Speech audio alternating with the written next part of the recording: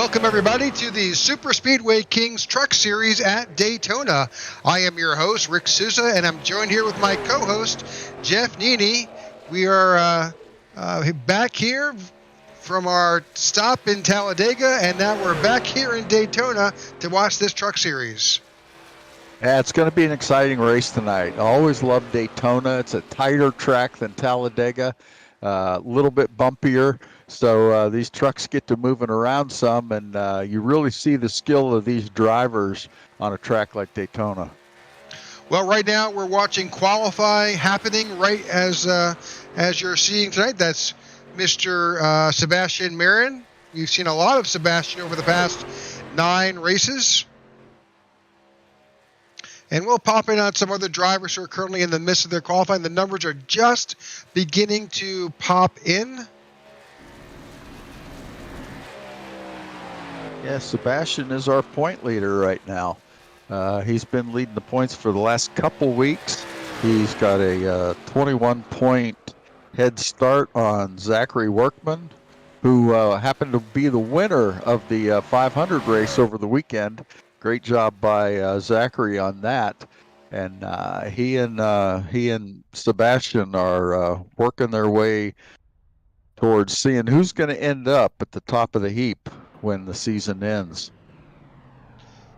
Well, we're going through a number of drivers who are either in the process of qualifying or just finishing up qualifying. Yep, we got Sebastian Marin on the pole with a 5140 on the provisional pole, I should say.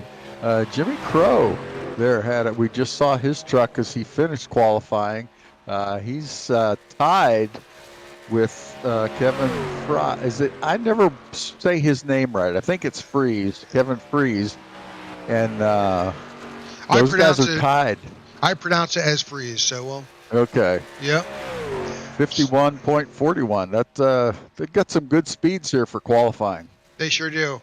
Let's jump into the race info for tonight and see just what we've got for tonight.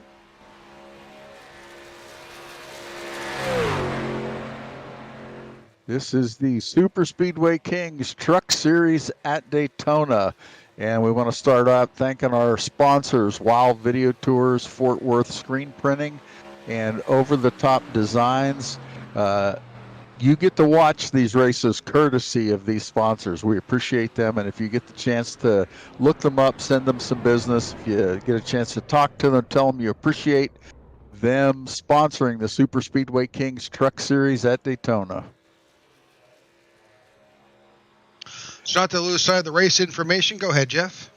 Okay, race information, 77 laps. These guys have 2 quick repairs tonight. We run at 68% of fuel because the race is shortened. That guarantees us that we're still going to get several pit stops. Pit road speed is 60 miles an hour. The pace speed is 80 miles an hour. Unlimited tires for these guys tonight. So you can bet every time they come in for fuel, they're going to be taking either left side or right side tires. If we need them, we have 2 green-white checkers that'll enable us to finish the race without finishing under caution.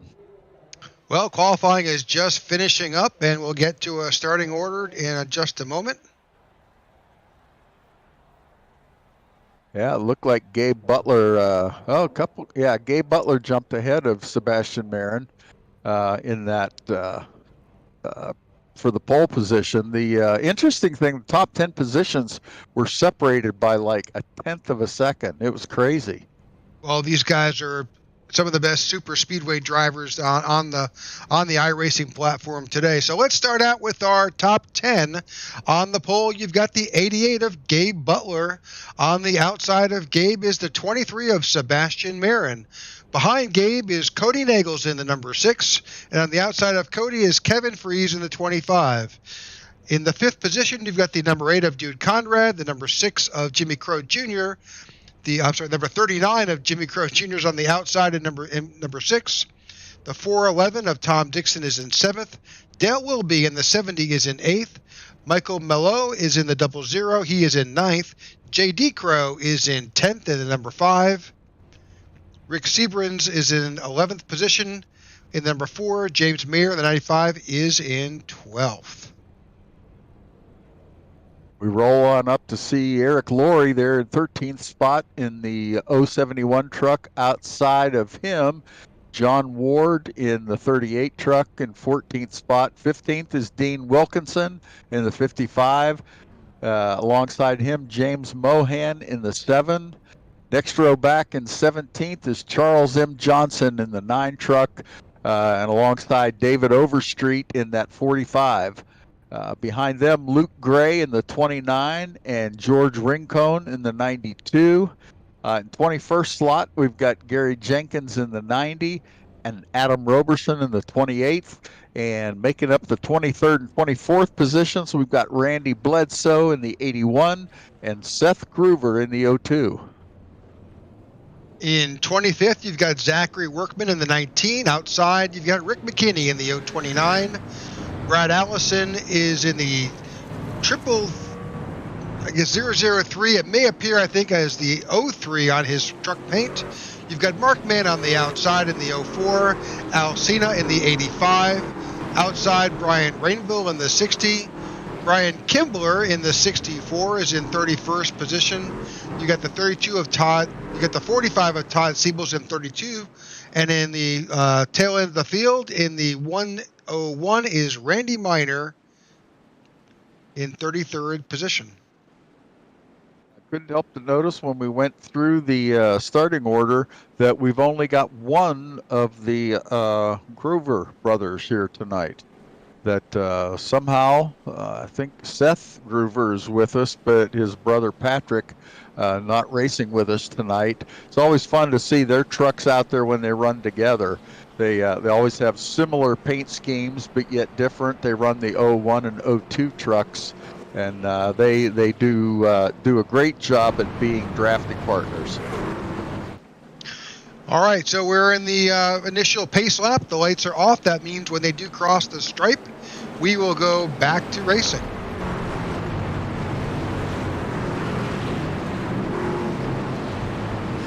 We thank you for joining us tonight here on the IWM Broadcast Network.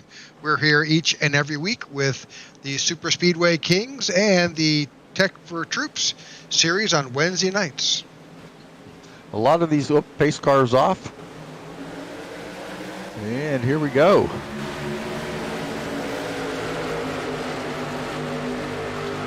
Sebastian Marin gets a great jump on that outside line.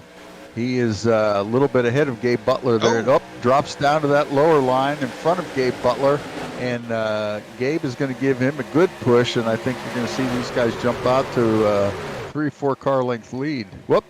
And then Gabe deserts him and goes up to the outside line. Well, you'll hear that all night, folks, as we try to call out and tell you what's going on. But at the same time, these guys are making fast changes, moving from lane to lane.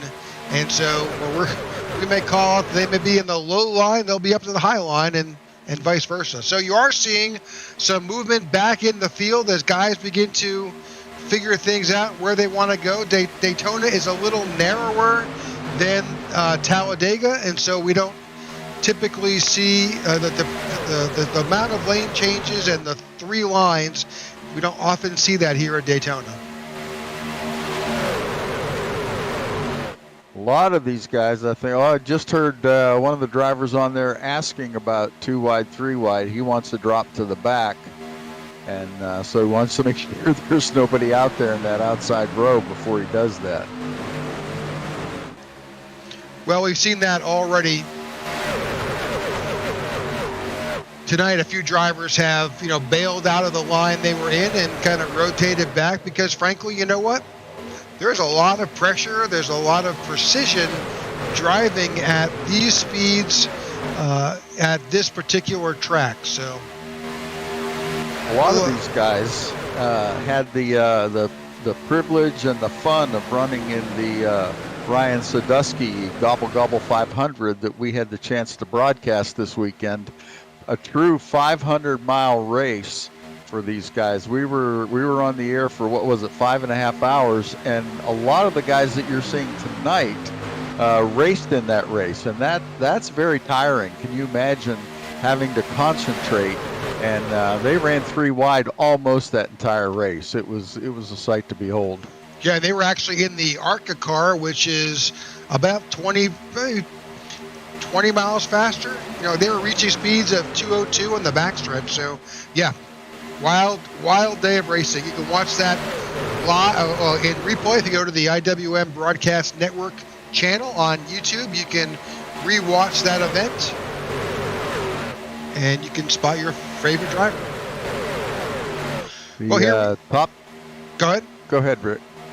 No, I was just going to say that we are clean, and we are 4 laps into our scheduled 77 laps here at Daytona. We're looking for probably approximately 25 laps under green flag conditions as our fuel window tonight. So if these guys can stay out of trouble, keep it green, we ought to see green flag pit stops starting somewhere around that 25 lap mark.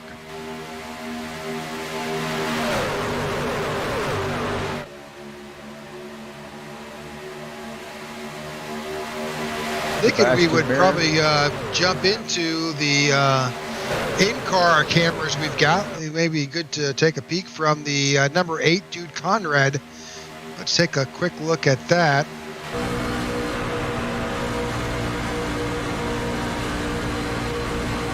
Yeah, just picture yourself on the freeway driving in traffic like this, and then now picture yourself doing it at 190 miles an hour. These guys have their hands full for the full 77 laps. They don't get very many breathers unless there's a yellow flag. And it's just intense driving. The concentration level is high, and you've got to be able to react quickly, but yet not overreact. So very disciplined drivers in this league. They do an outstanding job of being racy, not just loafing out there, but keeping it under control the entire time. That's a big feat. Now, we've talked about this before, that this is what's called an open setup league, which means the driver is in control of just a setup for the vehicle. He sets everything from tire pressure to camber and caster, how much tape is on the nose of the truck, all the little features that typically happen by your crew chief if you were driving on the NASCAR circuit. But you as a driver here on iRacing, that's all within your purview to control in an open setup like this. So as a driver here, you may see them nose out a little bit because they're trying to get some cooling air into that engine. All of these guys run a little bit of tape across the nose of their car. It will actually affect the aerodynamics and the engine temperature. You will run a little faster with the more tape you have, but at the same time, it also, you run the risk of damaging your engine and potentially blowing up. So as you see them poke their nose out, they're going to grab a little bit of cooling air and cool off their engine.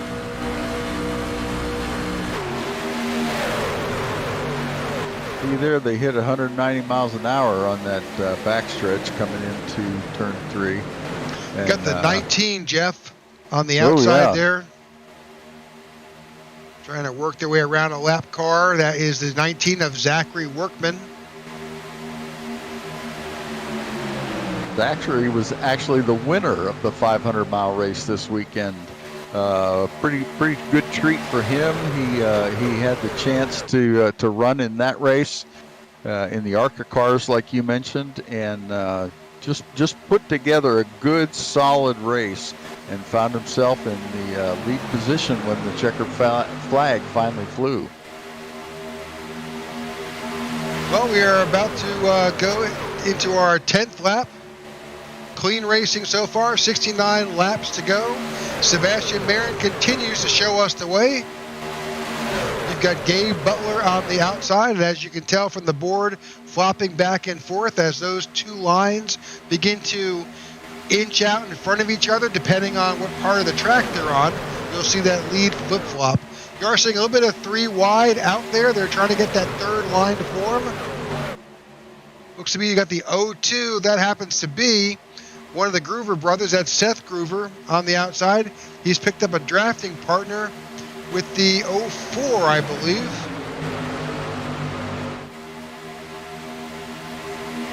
That's Mark Mann. A couple drivers are kind of looking, they're thinking, do I go up top? Do I run 3 wide? You know, here it's kind of like, you know, your risk reward here is you've got that safer barrier. I guess that's the risk on that outside there, and not a lot of space throughout this track. Yeah, this is early in the race to be going 3 wide, but I think these guys want to feel it out, find out what it's like out there, find out if they can indeed hold it and run safely out there and run quickly all at the same time. So you'll see them do this from time to time, even on the narrower track of Daytona. So you saw a little bit of back and forth motion. You saw the 70 of Dale Willoughby kind of moving back and forth there. Again, this is an open setup, so how you set up your truck is how it's going to run today. And we are 3 wide here at Daytona. I'm used to saying that at Talladega. Yeah, that's right. And the setups make a huge difference too. You set it up for your driving style, plus for the track that you're on, the conditions. Is it hot? Is it cold? With your driving style, does your truck tend to push or tend to be loose? Daytona is more of a handling track than what Talladega is, so the setup is even a little more critical when they get here to the high banks of Daytona. All right, lap 12, that outside line is beginning to form up pretty solidly. There's about 6 trucks on that outside line. Yeah, I got to admit, I'm a little surprised they're running 3 wide already, but really, the way these guys drive, you've got to be able to do that to get to the front. For somebody that's at the back, if you're going to try to make your way to the front, it's hard to do, almost impossible to do when there's only 2 lines. So you've got to be able to get that 3rd line formed. Well, they went back to 2. As soon as we start talking about the 3, then they go back. Well, but it's yeah, it's going to happen all night like that. It's yep. All we can do is comment on what we see and commentate to you, our viewer. But they're in control of their trucks and making decisions on the fly at nearly 200 miles an hour. So with that note, we thank you for tuning in tonight to the IWM broadcast of the Super Speedway Kings at Daytona. If you could, whatever platform you're following us on, YouTube, Twitch, Facebook, like and follow along, and feel free to comment. We'll be happy to, wrecking, big wreck. Big wreck. Man, that was at the front of the field too. That's tough. That was the exact front of the field. Sebastian Marin in that 23 truck, our points leader, was involved in that and took a serious shot. Big hard hit to his truck. Looks like Seth Groover's got some serious damage. He's going to have to get fixed. Here comes that one truck with engine damage. Sebastian's got, I'm not sure that truck is able to point in the right direction. I see right side, I see nose damage, I see rear end damage, and he's got all 4 sides. He's got all 4 sides on that. So let's see if we can figure out just what happened there.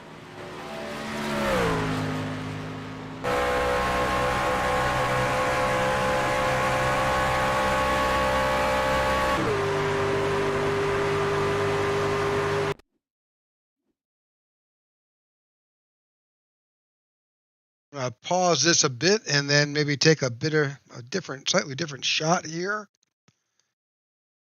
Let this run through at regular speed. Oh, right there. Let's go. Got tapped from behind, it looks like. Yep, let's get a different shot of that. Let's back it up a little bit. Now, that was the 6 behind him, I thought. Truck, yeah. It looked like Sebastian moved and got tapped just as he moved.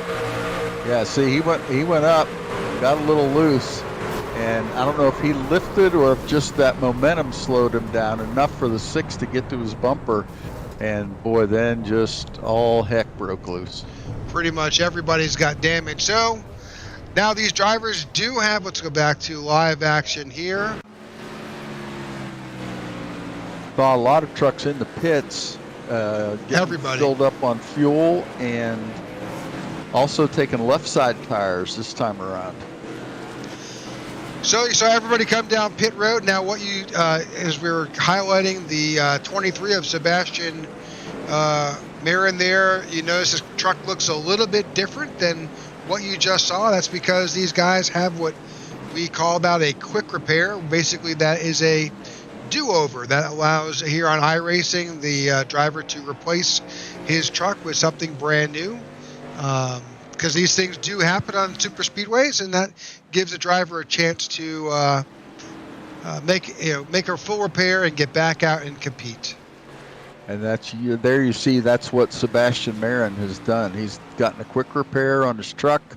It's looking like new, and he's going to get back out there, catch up to the lead pack hopefully before we go green again, and he'll be back in the hunt. You'll see him back up at the front before we get done.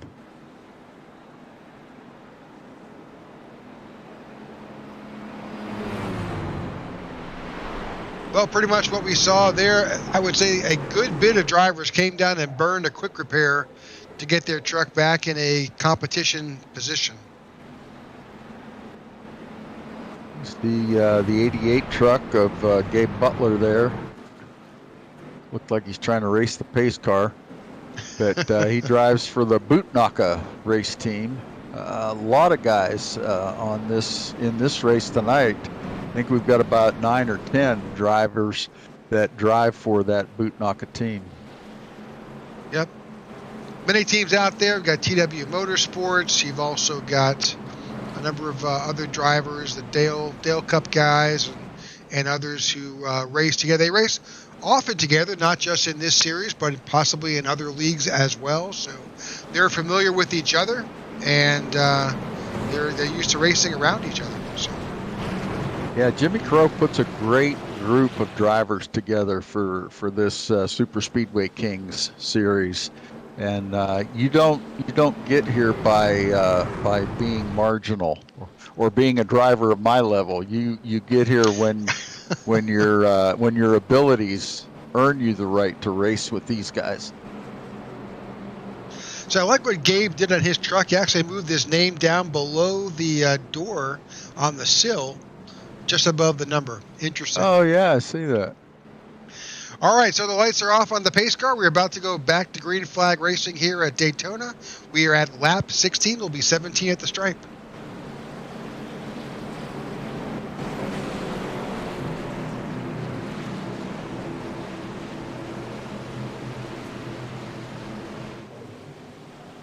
So the 88 of Gabe Butler is kind of in control as the pace car drops off. He will set the tone. He's entered the Geico restart zone, and we are back to green flag racing. About 10 or 12 cars back. There was a big gap in that low line. Yeah, still there.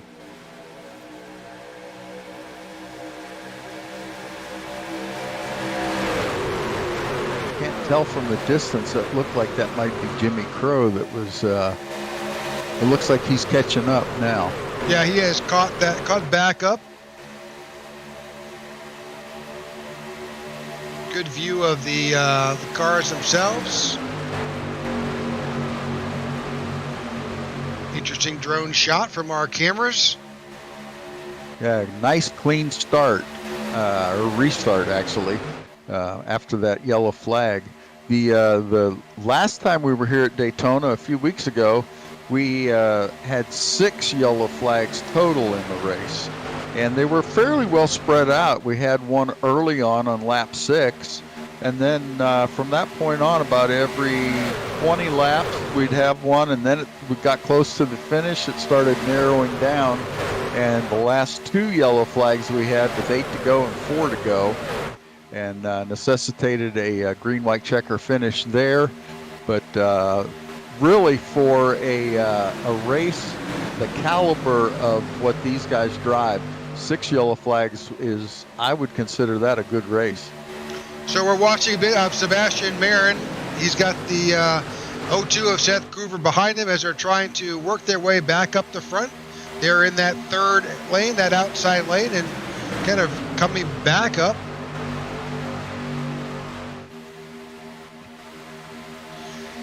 A lot of play at the front here. You've got the 88 of Gabe Butler and the 25 of Kevin Fries. They're kind of dropping back and forth from high line to low line, kind of controlling the pace of the race. You have that ability as the leader.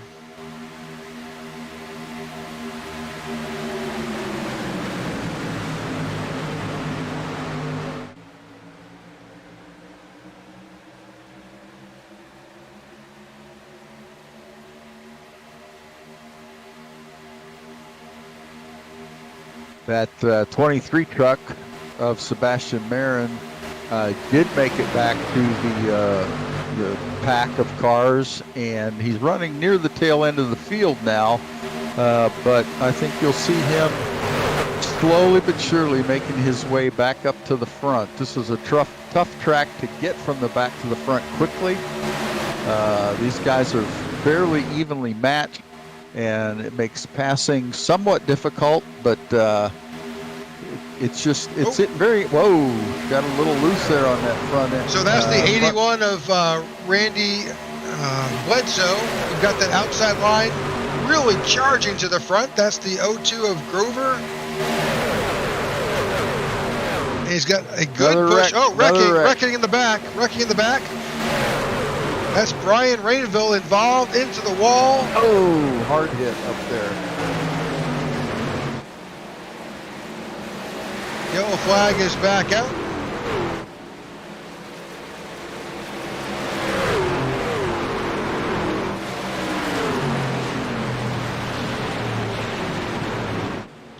Let's see if we can go back and figure out just what happened.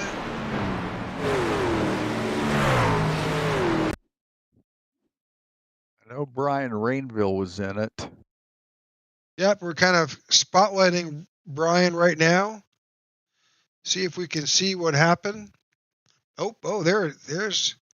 Let's back that up a little bit. That was like the 92. 92, yeah. That's George Rincon. Let's take a far chase shot behind George. I wonder if he got his left side tires down below that yellow, upset the truck. Oh, no, that was weird. Well, it was like, I think maybe we'll have to explain what a net code is. So yeah, I think you're right.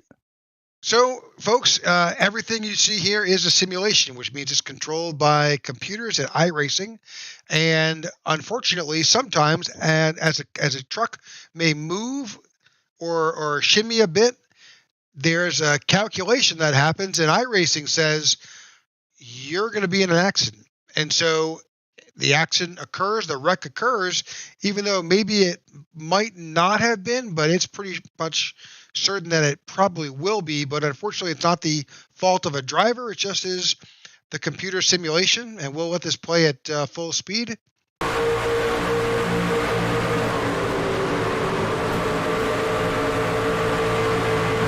Now let's go back a bit farther. I thought the 85 took the brunt of that.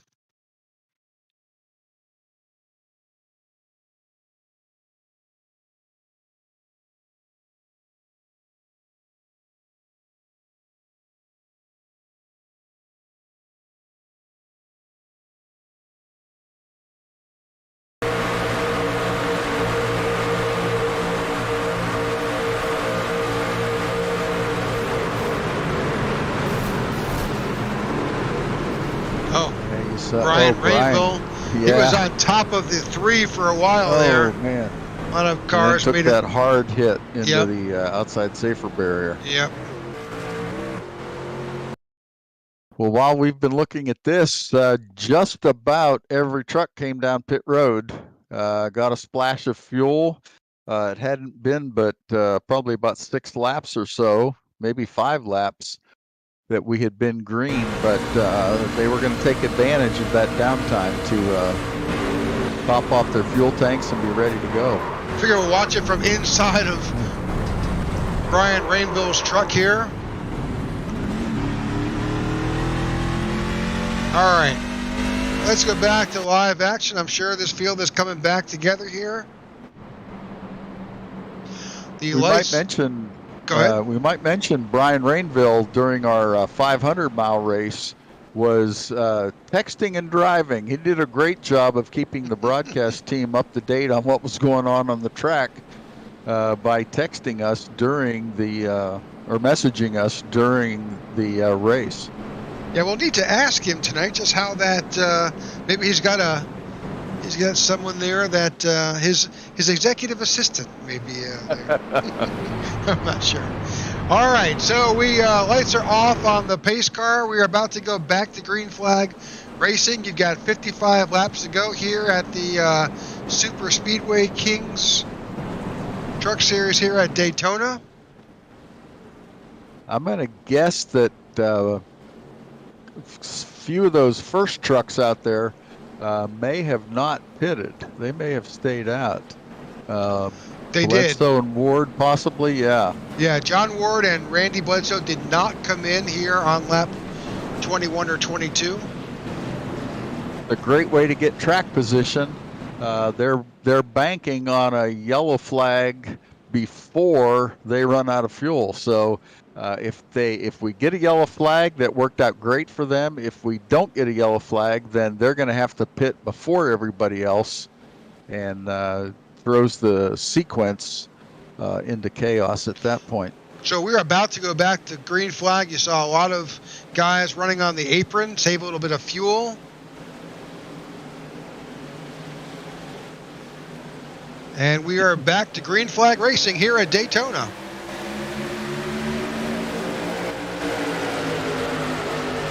Good jump on the outside there.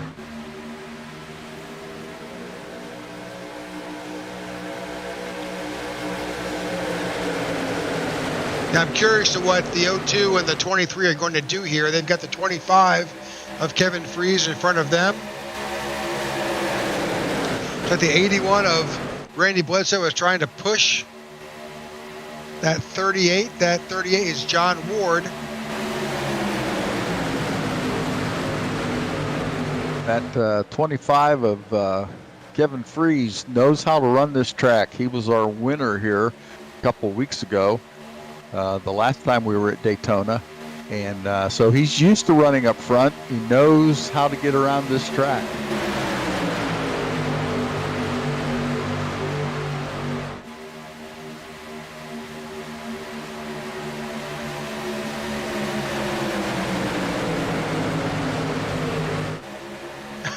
So Brian did comment on our social media that basically said, yo, it's just me. So he's got this figured out.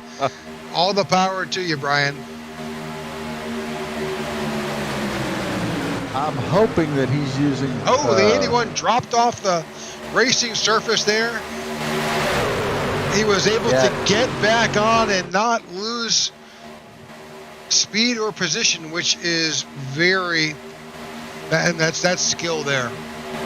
For those of you that have never driven one of these simulator race trucks, when on Daytona, that double yellow line, the banking changes above and below. The banking above the double yellow line is much steeper, where the apron below the double yellow is a little more flat. And what happens is that really upsets the car when you get two wheels down on the flatter portion and two wheels up on the portion that has more of a bank to it.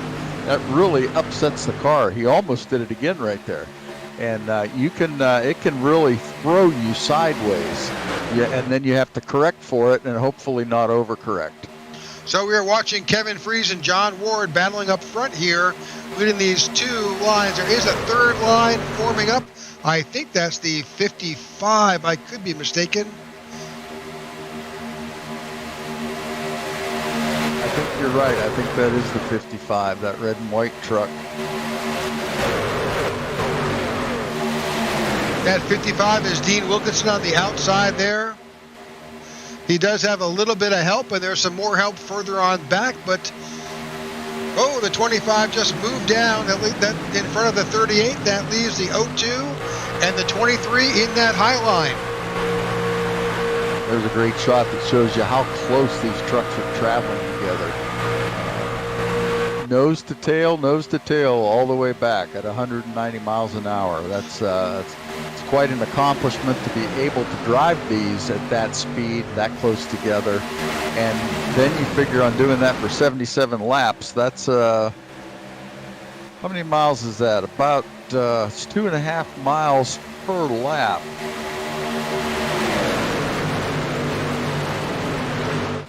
I thought I had the mileage for that, but I don't. So you're watching 3 lanes formed up here. That third lane of Dean Wilkerson, he's leading that line, is coming, takes up the 9 behind him. That's Charles Johnson. And the 39 of Jimmy Crow on that outside. 3 wide on the front stretch here at Daytona.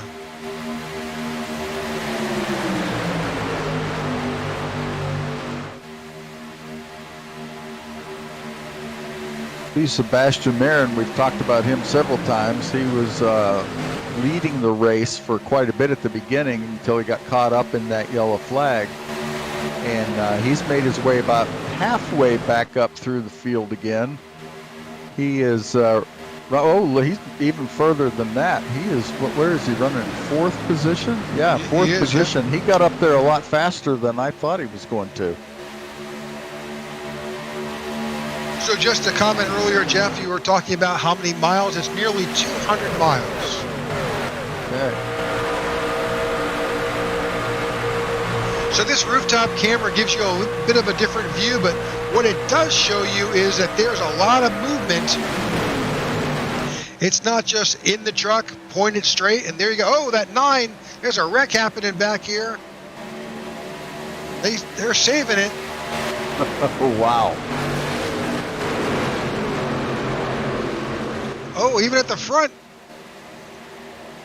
A lot of guys bailing out there, getting down on the apron to try to stay out of things.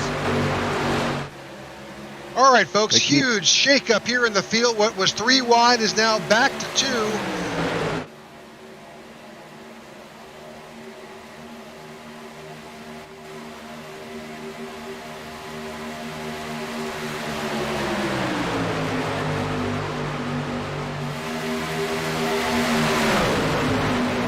So based on here at lap 31, we expect to see that we'll begin to see some of these guys who needed to get some fuel. The 2 drivers who pitted last on lap 14, that is John Ward, and we've got Randy Bledsoe. We expect to see them getting positioned to drop off onto pit lane at some point soon.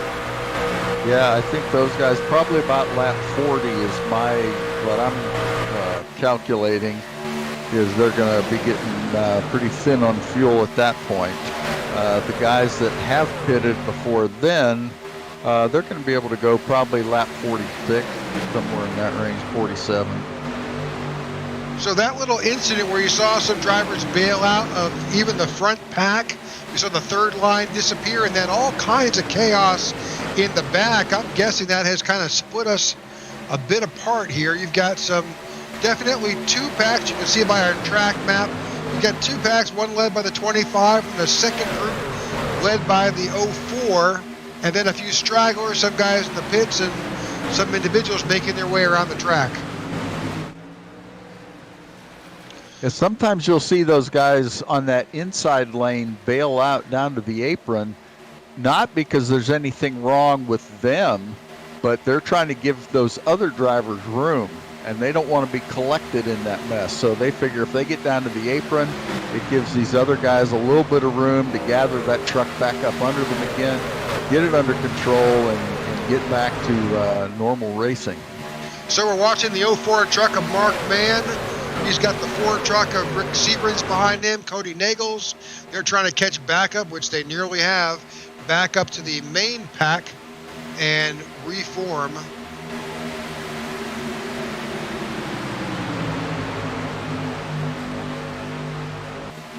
In the meantime, the 02 of Seth Groover has taken the lead here at Daytona.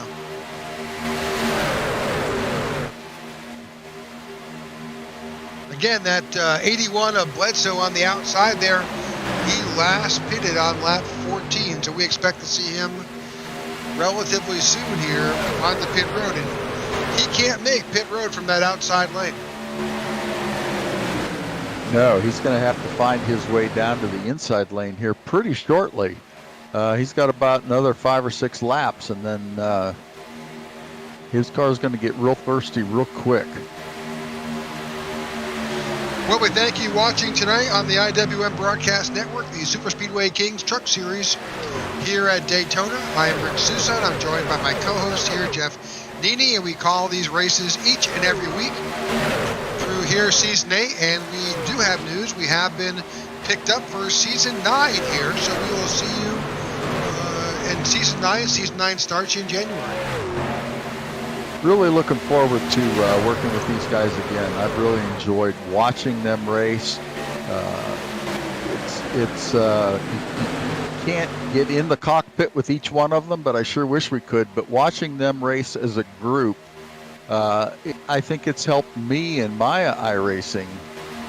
But it's just been a real eye-opener for how, when you know what you're doing, how you can run 2 wide and 3 wide around this track for the full 77 laps. That's it's a feat. It's major. Yep. So they just passed a lap car. That's the 45 of Todd Siebels as they made their way around this track on lap 36. 42 laps to go. Nice to see Seth Groover up there in the lead in that 02 truck. Running without his brother Patrick tonight, but Seth's been out here quite a bit. In fact, he's running in the top 10 in the season standings right now. There's a lot of movement below the yellow line here. That 81 has bailed out. Yeah, I saw that red and white 55 dip down there and come right back up. Not sure what was causing all that, unless somebody just decided I got to get out of the way. You can see that outside line now has really thinned out. Only about 5 cars up there. Those guys, that like you said earlier, Rick, those guys cannot pit from that area. Coming up to be lap 38 here any moment, and those other trucks are going to get the trucks that pitted last back on lap 14. Are going to be needing fuel quickly. So one of those trucks was Randy Bledsoe in the 81. You saw him move out of the lead outside and worked his way back pretty far, but he has an opportunity to drop down to that lower line. The only other car that has not pitted that was on lap 14 is the 38 of John Ward. He's in that gray Goodwrench matte finish truck. And he's running somewhere back around 14th spot now, John Ward is. That is correct, and yep. He, that track advantage, track position gave him an advantage there. Whoa, I thought he was trying to, whoa. Is he going to hold it? No, he lost it. He had it saved and then went into the grass. The 411 truck there of Tom Dixon.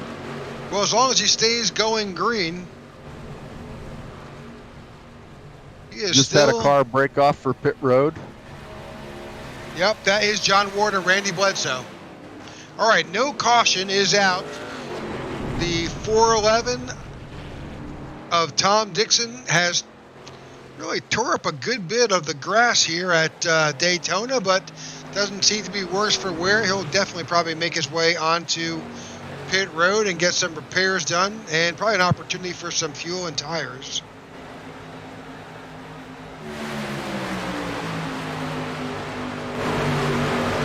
We'll join our leaders. Several cars there in the pits right now.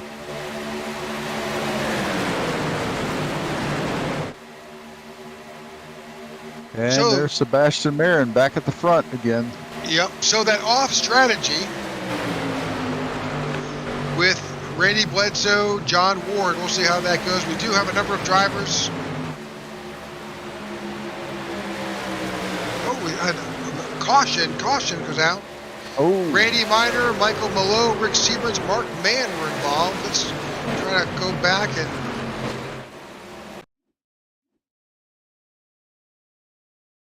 this is going to work out great for those guys that just pitted.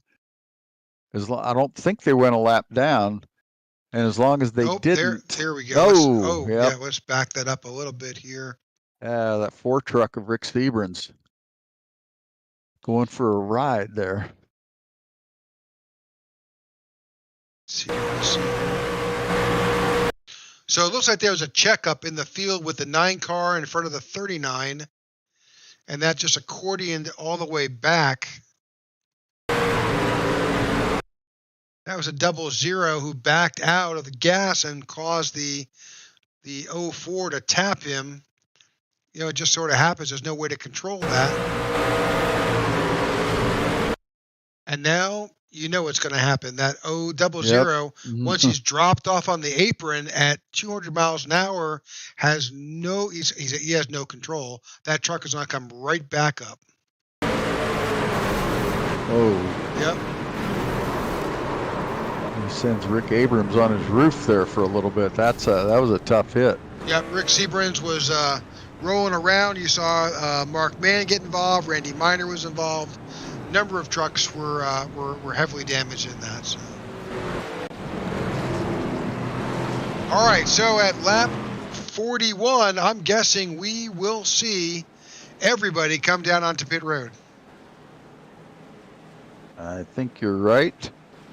And that's going to, I think, put those trucks that pitted early back up in the front of the pack again. Yeah, they just came in. Unfortunately, they came in under green flag conditions, but they should be okay. So for Sebastian, he took left side tires. Well, Seth Groover got in and out very quickly. I'm not sure.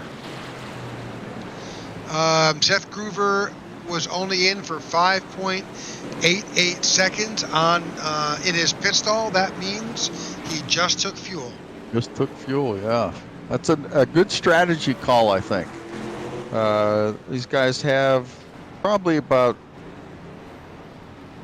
somewhere close to 20 laps on their tires. They've been getting, left side's one time, right side's another time, and I think Seth Groover thinks he can make do with his tires till the next pit stop, and he wants that track position. So that puts Seth Groover out probably in third. We'll see how it all shakes up once the scoring tower puts it together. The pylon is king when it comes to what position.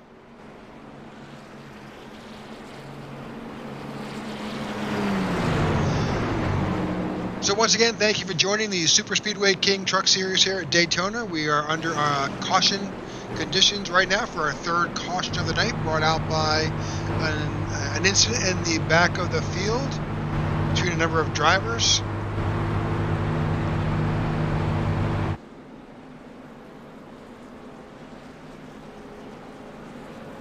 Yeah, that 38 truck of John Ward out in front now. He was running near the probably mid-pack before that caution.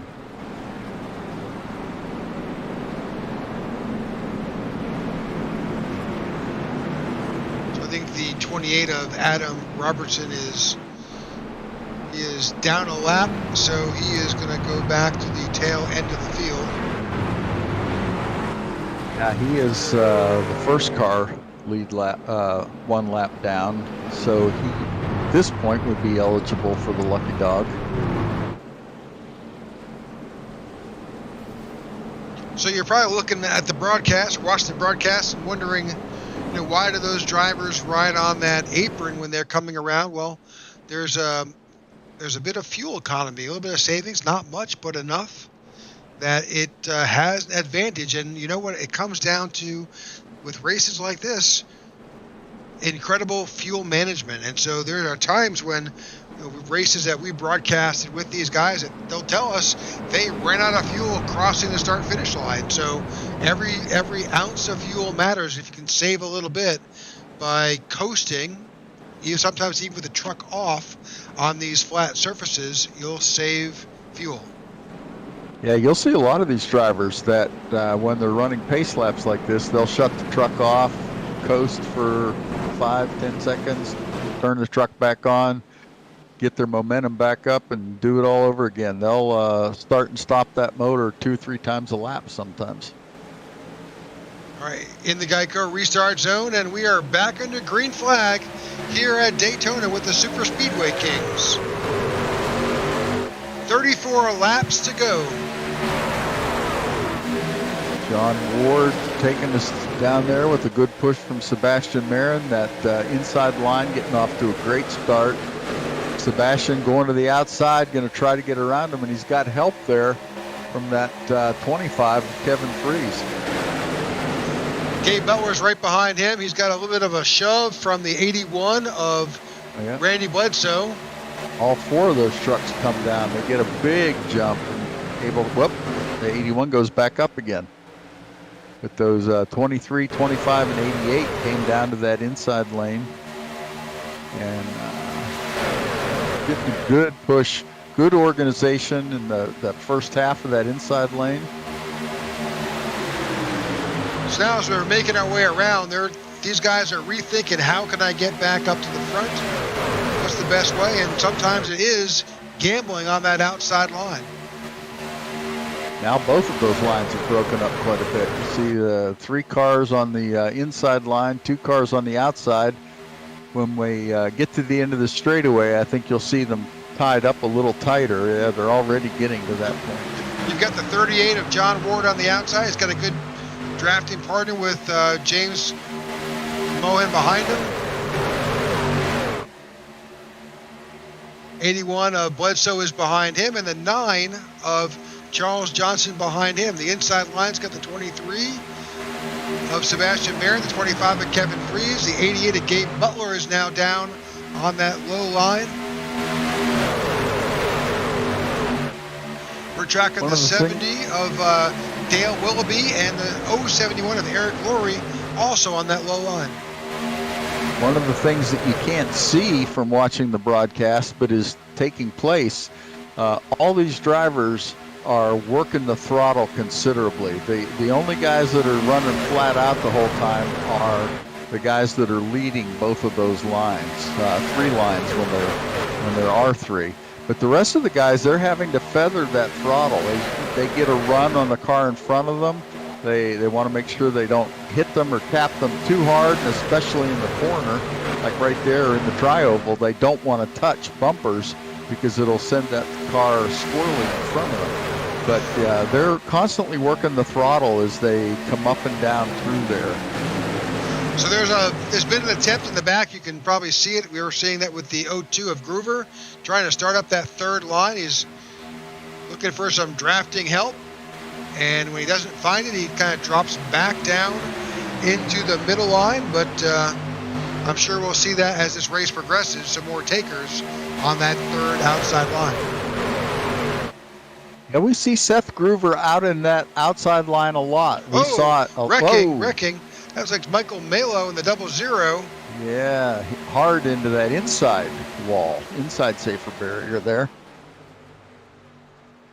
Well, you could tell he hit the wall with the front end because he's got engine damage. That engine is smoking, and he's definitely going to have to come in and use a quick repair to get that truck running again.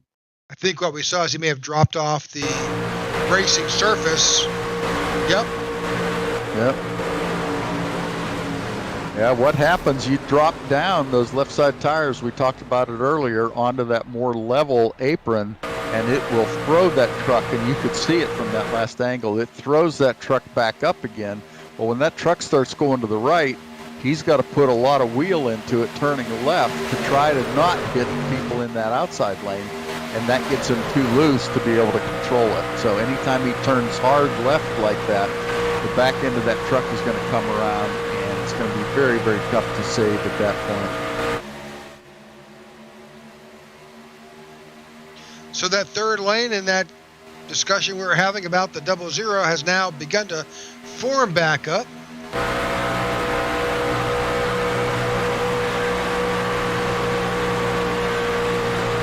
Great rooftop view there from that 23 truck. So that's the 81 of Randy Bledsoe with the 02 of Seth Groover behind. I think that's the 19. Of course, as I say that, Seth drops back into the middle line. And now reform. So we're going to call out 10 different times these drivers and their positions, and they will change it before we finish getting the words out. I think we just start saying there's a truck leading and there's another truck in second. Because the numbers change all the time. It's tough to keep track of it all.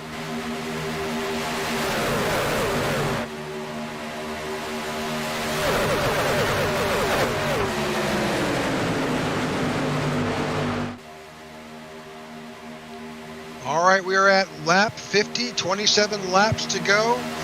Now, that being said, these guys pitted on lap 41. That's not enough to finish, so there'll be at least one more pit stop required to make their way across the finish line. My calculations, they should probably pit somewhere around lap 66, barring any other cautions between now and then. So they won't have to take a full tank of fuel. Some of them may pit earlier than that and get enough fuel to get to the end. Just we'll see some different fuel strategies start to take place here. Well, we're back to 3 wide here at Daytona. You've got the 23 of Sebastian Marin. You've got the 38 of John Ward. And you've got Seth Groover leading that outside line. And it is formed up, and it is potent with the 55 of Dean Wilkinson behind the 02. That 81 seems to be dancing a little bit behind the 55. The margin of error here at this level with 3 wide racing is so skinny. We need to get an inside. We could get a shot from Cody Nagel's cam from inside his cockpit. Let's see if we can do that. Oh my, look at that. He looks like he's going to touch cars on both sides of him. Now he's coming up through the middle. That center lane's had a nice run, then all of a sudden stalled out. Oh, contact in front of him with the 02. Yeah. And the 7 of James Mohan. Part of this is just you're in control, but you're not in control. There's always things that can go wrong. The track is just so wide, and you've got the truck itself, you've got that air moving between these packs of trucks, so there's an invisible bubble around each of these trucks. Look at the 88 really right up against the 7. You know what it feels like when you're driving down the freeway and a semi passes you, how the air from that semi being displaced blows your car around a little bit. Well, imagine that with 34 trucks out here today, and they're all going somewhere in that 180 to 190 mile an hour range. That's a lot of air moving around. You know when a semi air pushes you, it's going to push you one direction usually. Around here, you've got trucks everywhere, so you don't know where that air is going to come from. It's coming from the left, from the right, the front. So it's you're having to react in milliseconds to what is happening and what you think is going to be happening. That was a great analogy. So here we are. We are at Daytona with the Super Speedway Kings. We are 3 wide, 23 laps to go. At least one more green flag, or at least one more pit stop, whether that's green flag or not, still has to occur. Nobody can make it all the way. This is the 10th race of the season, and every race has been like this.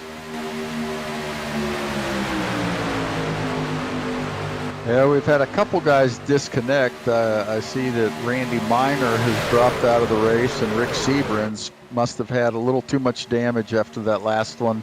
May have been out of quick repairs, but both of those guys have dropped out of the race. Yeah, I think that we saw that, that big wreck at the beginning really did impact a lot of drivers. It really did, and you probably had 15 guys that had to use their quick repair then, and that left them with only one. So one more incident, and then they're in trouble. They've just got to go into the pits and get repairs from that point on.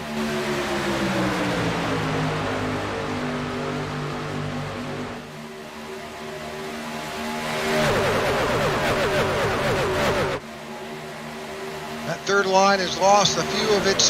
Rick Seabrans coming in. He's going to pit. Looks like somebody coming in behind him. Sebastian this Marin. Is early too. 21 to go, but he's well within his fuel window now. He can get filled up on fuel and get tires, and he's ready to go for the rest of the race. Well, I think we'll see a lot of drivers come in. They just saw Sebastian. If you come in early, you've got plenty of fuel. You don't have to worry about it. You can work your way back up through the field.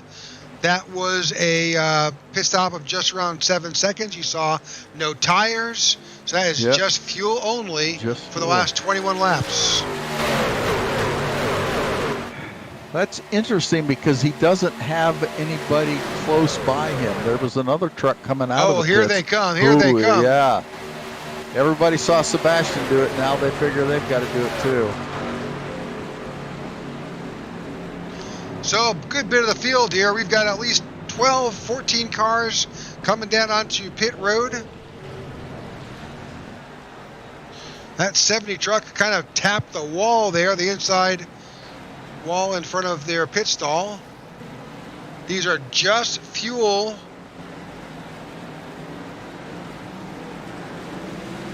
Well, that 25 truck just shot out of the pits there. He was close enough. He was in, I think, the second pit box, which enabled him to just drive straight out and not have to worry about speeding. Just get on it and go. And he was able to get a great jump on everybody else coming out of there. Now here comes that third group. Whoa! Seth Groover locks them up, trying to get down to that 60-mile-an-hour speed limit on pit lane. He just came across the nose of the 07 to get into his pit stall. iRacing does have some grace, and that is when you are coming onto pit road, as soon as you're getting into where your pit stall is, you can't really contact another car. So you'll actually see cars drive through other pit stalls. That's, it just can't be. If they left it as if they just left it as the actual car and you had all of that, you couldn't have any contact, it would be a lot of wrecked race cars.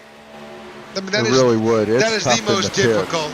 Yeah, that's the most difficult thing, especially in green flag conditions. But all the other factors of speeding on pit road and missing your pit stall and having to back up and contacting another vehicle on pit road outside of your pit stall is all still the way it is. So. Well, we talked about Sebastian Marin in that 23 pitting before everyone else. He did pick up a drafting partner in the 19 of Zachary Workman, who happened to be our 500-mile winner this weekend.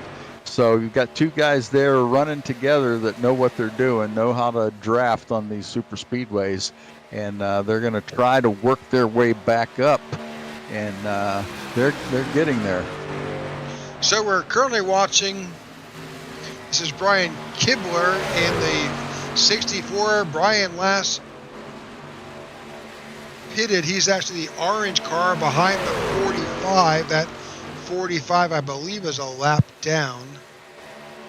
Or no, that's Todd Siebels. Yeah, I think he's at the very tail end of the lead lap. So he's trying to hold on to his lead lap position there. The 64 is in need of a pit stop. He pitted last on lap 40. 42. Yeah, you are right that Todd Siebel's 45 machine is the last car on the lead lap. Adam Roberson in the 28 is our lucky dog candidate. He is 2 laps down. He and Brad Allison are racing for that position. Brad's in that 03 truck.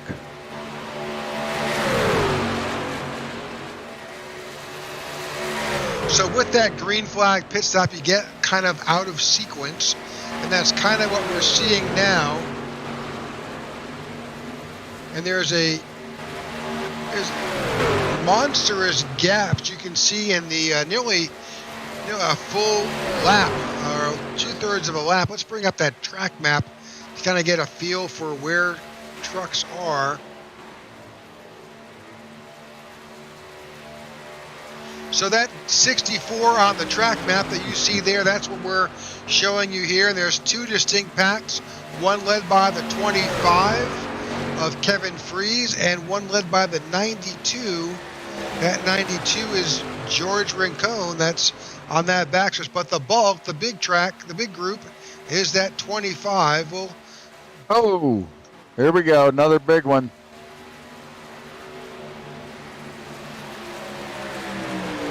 That 23 truck was in the middle of it, and just about everybody around him got nailed.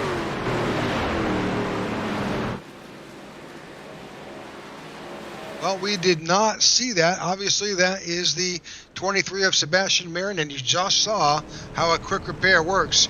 Let's go back and see if we can... That was some amazing driving right there, that 23 truck. I know we've talked about him a lot tonight, but he was involved in he was in the middle of that melee, but where he went off the track and came down, he was in the infield right in front of pit road and was able to just cut across the infield right into his pit stall, get that quick repair, and get it back out again quickly. All right, so this was the pack that was chasing. We're about to switch to it. Looks like is that the 19 that's above him? I think it is, yeah.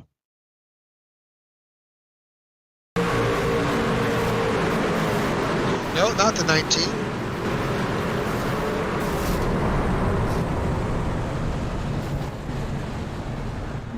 Watch, 23 truck will just drive down here and go right into his pit. Yeah, I think he probably will get some type of unsafe entry onto pit road. But hey, he was in for repairs. All right. Well, we are now under caution for our 4th caution of the night. There are 14 laps to go, probably 12 or 13, or no, probably less than that, maybe 11 to go back once we go back under green flag conditions. So there'll only be a handful of laps left. A number of trucks are down currently on pit road, and a good bit of them are kind of like the walking wounded. There's a number of wrecked trucks that are there. They're getting either quick repairs or some damage repaired.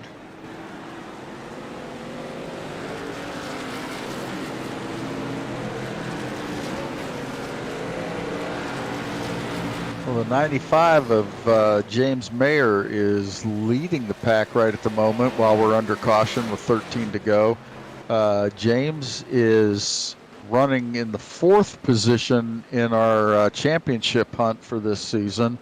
47 points out of the lead, which that's a tough nut to crack with just a few races left in this series, but he is doing well tonight here, leading the pack with 13 to go.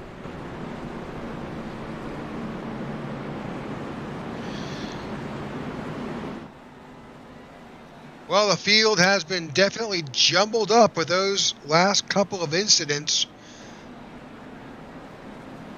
It may have also caused a number of guys to go a lap down. We'll wait to see how the scoring pylon. Luke Gray's 1 lap down. Seth Groover's a lap down. Rick McKinney, Todd Siebels, Adam Roberson, Brian Rainville, Gary Jenkins. Let's see how that's. one lap down. Yeah, let's see how that scoring pylon reshuffles this pack.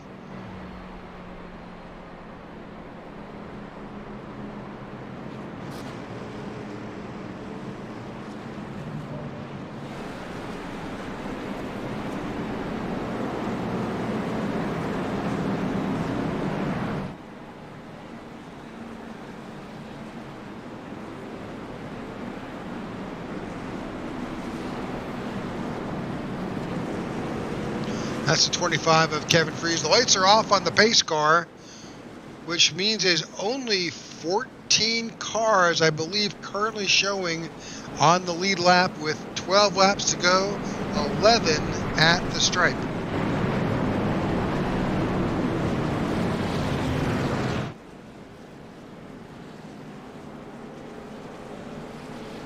Just listening to some chatter on the radio, and a lot of those guys that are a lap down are there because they pitted when the pits were closed. It sounded like what they were saying. We'll have to try to confirm that. All right, we are about to go back to green flag racing. Our up front group of vehicles, we've got some new names to look at. That 19 of Zachary Workman, who was a lap down, got his lap back, and he is currently sitting in 8th position. You've got James Mayer, Brian Kimber, Kevin Freese, Mark Mann, Gabe Butler, Eric Laurie, Cody Nagels, Zach Workman, Charles Johnson, Dale Willoughby is your top 10. And then we've only got 4 trucks beyond them on the lead lap. So going to make this interesting as we get closer and closer to the wire here. George Rincon, Dean Wilkinson, Sebastian Marin, and David Overstreet. That rounds up your vehicles on the lead lap. James Mayer leading the 25 of Kevin Freese. That inside lane doing a much better job on the restart here. Now Kevin jumps out to that outside and has a dance partner go out there with him, which gives them a great jump over James Mayer. Looks like Gabe Butler behind him. You've got the 06, the 6 of Cody Nagels behind him. Whoa, another one back wrecking there. In the back, wrecking in the back.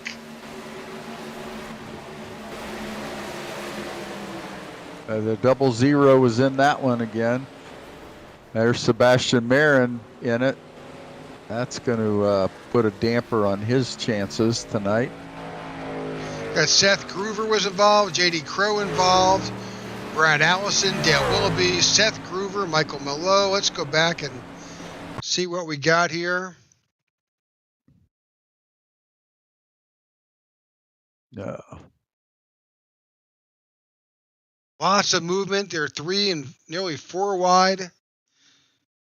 That's the 81. Wow, I thought, yeah, it was the, what is like that, the 81. Yeah, let's go back and pick up the 81. That's Randy Bledsoe. Let's back up a bit. Saw a lot of movement back before the wreck actually happened. Guys behind the wreck were moving all over the place. And then I don't know what happened to the 81 there. Well, you saw that. That's the 70. So the 70 is Dale Willoughby, and he is in the safer barrier. So when your truck gets up against the safer barrier, as you would expect, it's kind of, you're almost like you're stuck there. You cannot get off of there. It's dragging you down and dropping your speed. During that process, what's happening is the 39 behind him, his speed is dropping because he has no place to go. And unfortunately, I think the 81 may have tagged him. Let's kind of move forward a bit here. Yeah, that's what it looked like.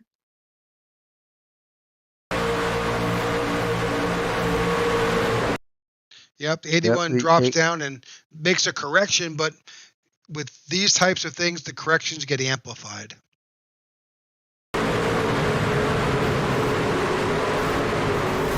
Contacts the 70, and then unfortunately, everybody goes for a ride. Oh, yeah. Hard into that inside wall. Yep, a lot of damage,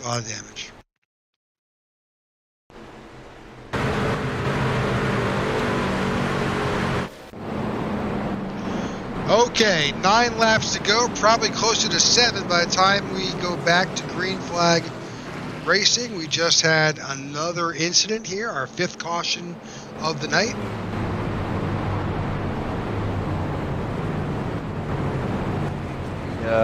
We've shaken the order up again.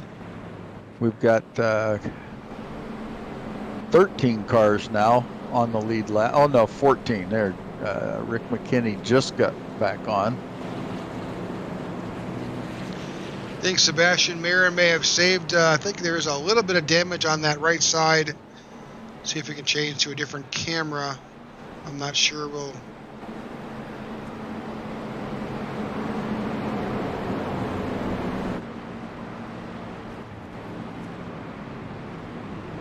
Our points leader tonight has just had some bad luck.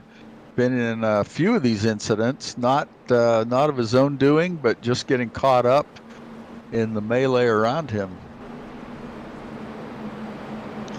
Yeah, well, with 8 laps to go, 7 at the stripe. The lights are off on top of the pace car.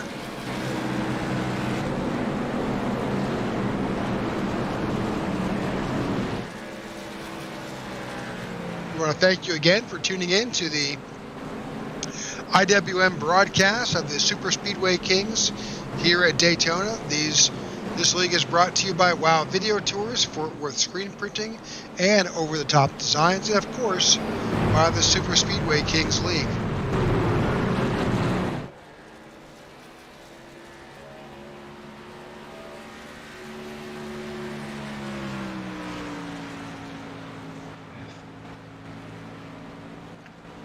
Kevin Fries, the winner at last time we were here at Daytona, is bringing us to the green flag. He'll have 7 laps to see if he can repeat that victory. Outside of him will be the 88 of Gabe Butler. We've seen Gabe all night up front. You've got the 9 of Charles Johnson behind Gabe and the 95 of James Mayer behind Kevin Fries. A little further back in the field, we have Cody Nagels in 5th position in that 6 truck. He finished 3rd last time we were here. And then Zachary Workman in the 19 is in 6th position. And he was our 2nd place finisher last time as the pace car gets down to pit road. All right, we're back to green flag racing here at Daytona as we're winding down this race number 10 of the Super Speedway Kings. Both lanes get a good jump here.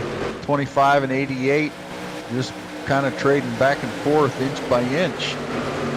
Being pushed there by the 95 and the 9. That second lane is formed up a little better than the inside lane, which has given them an advantage right now. But you've got that 3rd lane formed. Oh, now Gabe Butler drops to the bottom, and that's going to give that lane the advantage.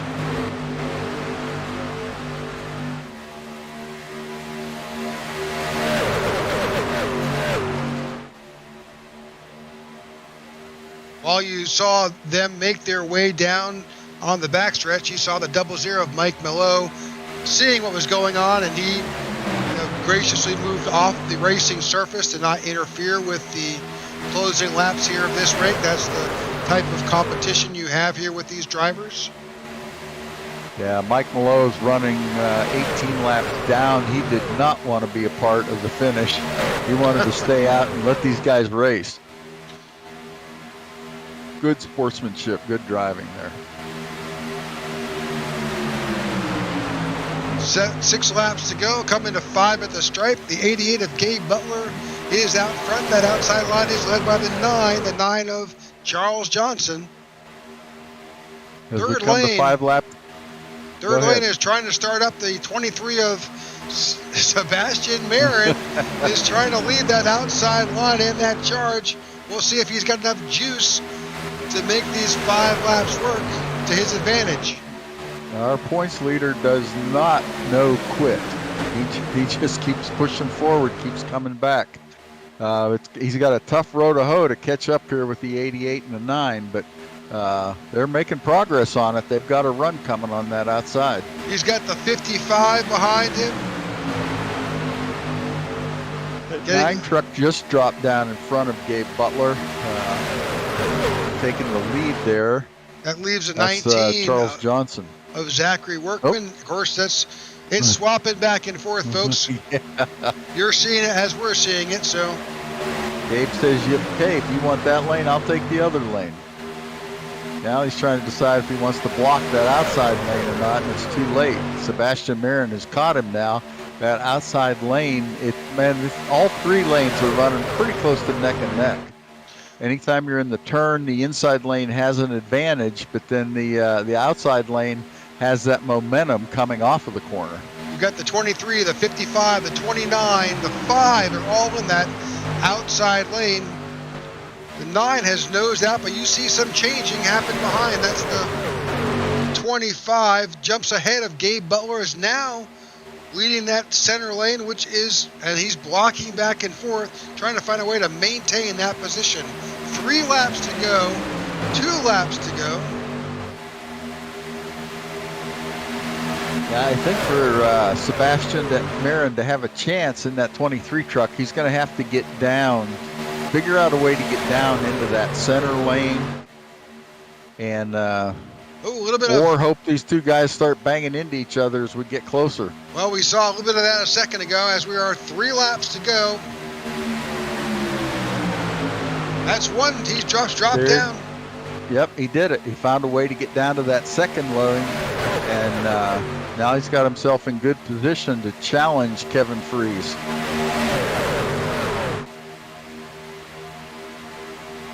Well, this is some exciting racing going on here with 2 laps to go.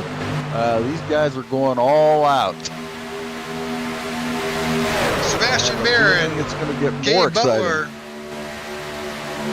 25 of Kevin Freese is right there challenging Sebastian. Oh, contact! Oh, there it is. Big wreck. Yeah. Happened with 2 laps to go, and that's going to put us into a green-white checker situation. Cody Nagels, Brian Kimbler, Mark Mann, all involved in this latest wreck. Our 6th caution of tonight is going to put us into our first of possible 2 green-white checkers. Those of you that aren't familiar with the green-white checker, we'll talk about it in a minute, right after we take a look at the replay of this wreck. Oh, it looked like the 55 came down into that 6 truck. Yep. So the 6 is Cody Nagels, and you can see that the 64 is on his inside. That's Brian Kimbler. He was also involved in the accident. Let's move forward here and see what we can see.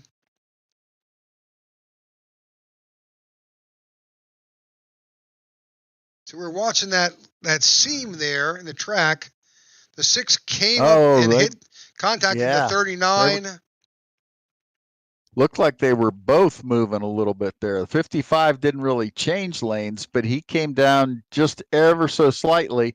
Couldn't see that the 6 was also in the process of coming up. So as they're spinning off to the side, how did Mark Mann get involved? Oh, let's back that up a little bit. So looks like he gets tagged by the 28. Yeah, it looks like, accident avoidance. So we'll. Yep. Yeah, everybody checks up in front of him, and then boom, he's into him. Oh, that's unfortunate. He's spinning in front of the 46. 46 gets involved. See the 04 up on 2 wheels there. That's the 46 of David Overstreet. All right. So you've got George Rincon, Cody Nagels, Brian Kimbler, and Mark Mann were all in the pits. All right. Green flag checker. Green white checker. Yep. See some guys running down there on the apron. save a little bit of fuel. Some of these guys might be a little bit tight if we go to 2 green-white checkers. They should be able to save enough fuel under caution that hopefully we don't have anybody run out, but they're not taking any chances. They're going to save when they can. You see several trucks down there on that apron right now, the 23 leading the way. Okay, so a green-white checker. That means as this caution flag expires, they come back to the green flag. They'll go back around and complete a green flag lap. The white flag will come out, signifying the final lap.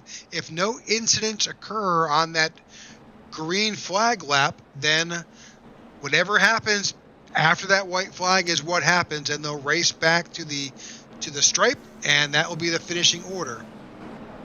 If something does happen during that green flag lap, well, that means we start this process all over again one more time. And if that does happen, we'll explain the rules. Because there are only 2 green-white checkers, we'll explain what happens at that point. Forming up into 2 lanes now behind the pace car. 23 of Sebastian Marin and the 25 of Kevin Fries leading the way in their respective lanes. You can see that pack is a little smaller than it was when we started the race. We've got 14 trucks on the lead lap right now. And then 4 trucks 1 lap down. Not enough time left likely for any of them to be able to have an impact on the finish of this race. But still able to help seal their own points position in the standings.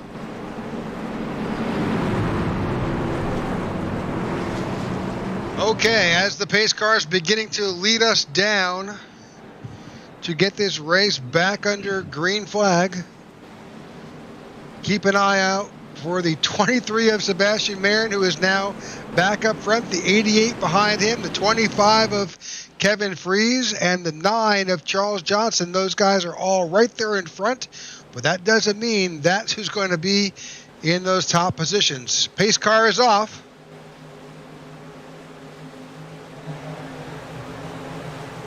Flag is out. We are back under green flag.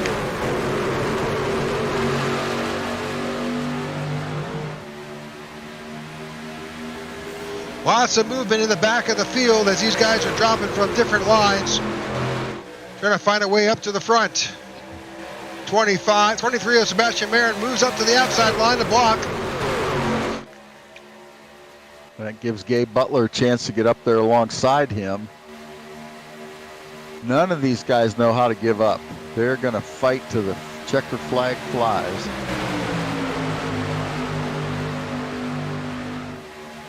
Sebastian Marin, you saw there, got enough of a lead to be able to glide down in front of Gabe Butler.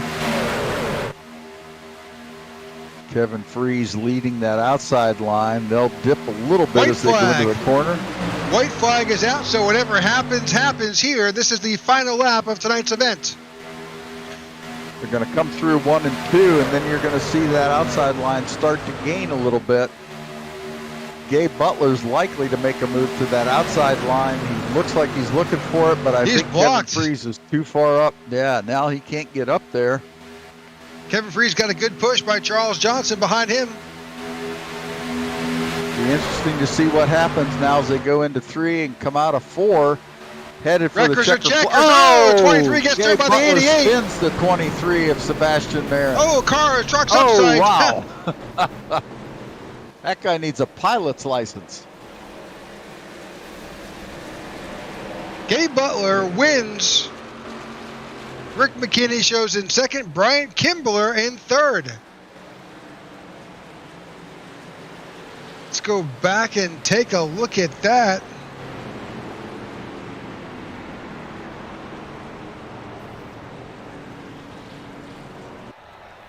I heard on the radio Gabe Butler apologized to Sebastian Marin. Let's back that up a bit.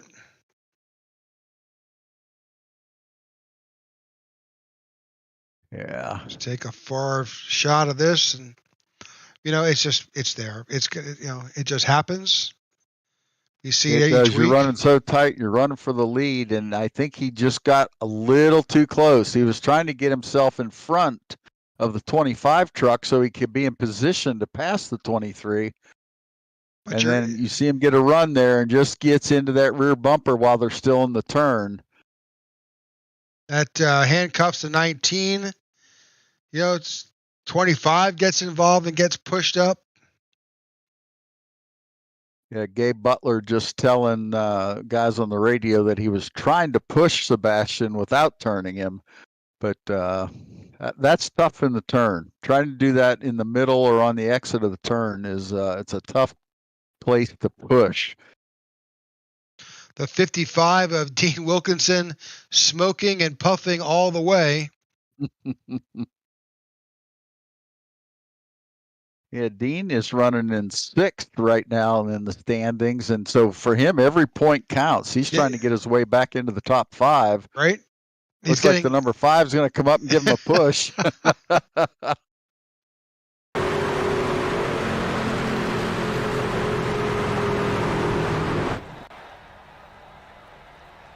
Yeah, great finish, though. Great finish. Well, let's look at our race results.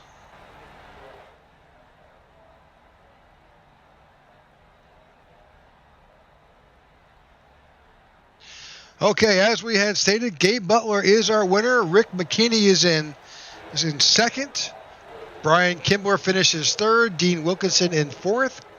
George Rincon in fifth. James Moen in sixth. Cody Nagels finishes seventh. Charles Johnson in eighth. Mark Mann in ninth. Eric Laurie in 10th. Zachary Workman follows along there in 11th. Kevin Freese 12th. Sebastian Marin, our points leader, after that disappointing spin, comes in home in 12th position or in 13th position. James Mayer in 14th. Todd Siebels 15th. Tom Dixon 16. Luke Gray in 17, and John Ward in 18. In 19th, it's J.D. Crow. 20th is David Overstreet. 21st is Adam Robertson. 22nd is Dale Willoughby. Randy Bledsoe is in 23rd. Seth Groover finishes in 24th. Brad Allison in 25th. Michael Mello in 26th. Brian Rainville in 27th. 28th is Gary Jenkins.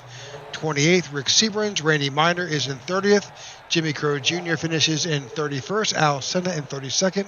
And Dude Conrad in 33rd position. 6 yellow flags tonight.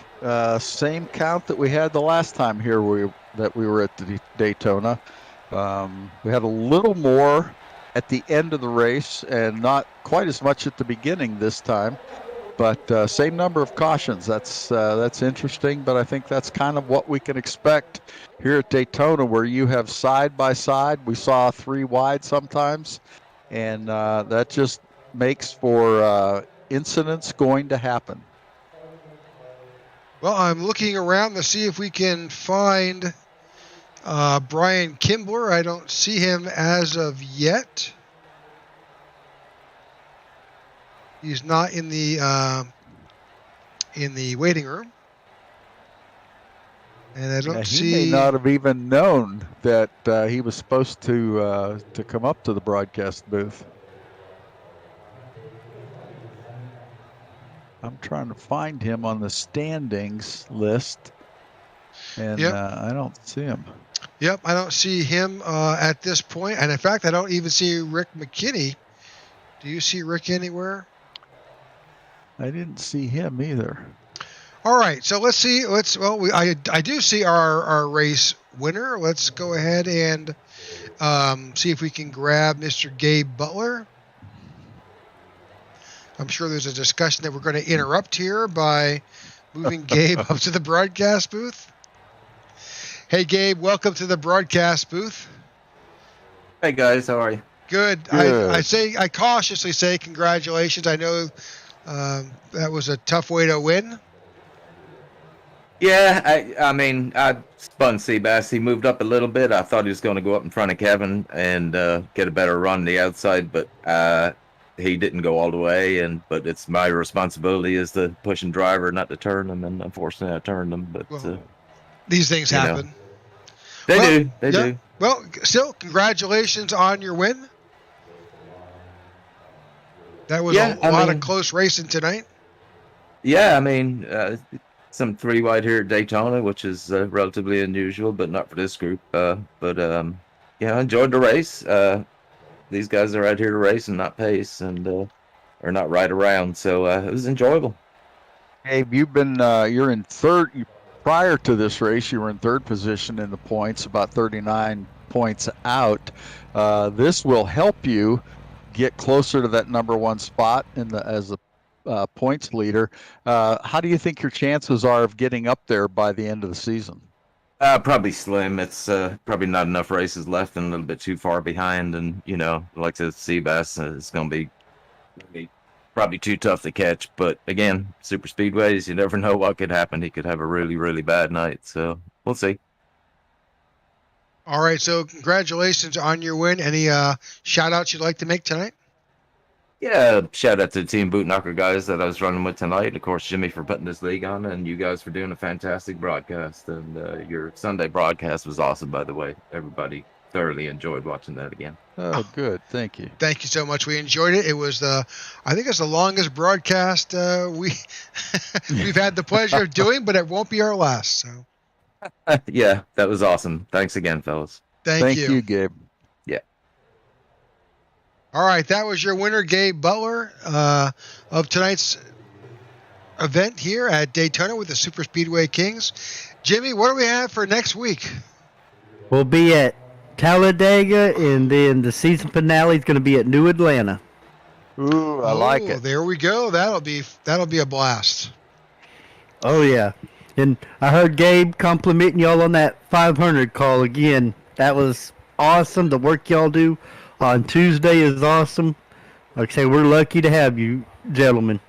Well, thank you so much. We enjoyed it. Now, we weren't able to interview Rick McKinney or Brian Kimball tonight. They're not in the channel, but maybe we can get them next week if they happen to be available, and maybe let the drivers know that if they want to be interviewed, to come over to our Discord. Yeah, So, I'll definitely make sure they have it. And I apologize. I tried to get old Kevin Freeze to hop up in here and talk with y'all, but I don't know what happened to him.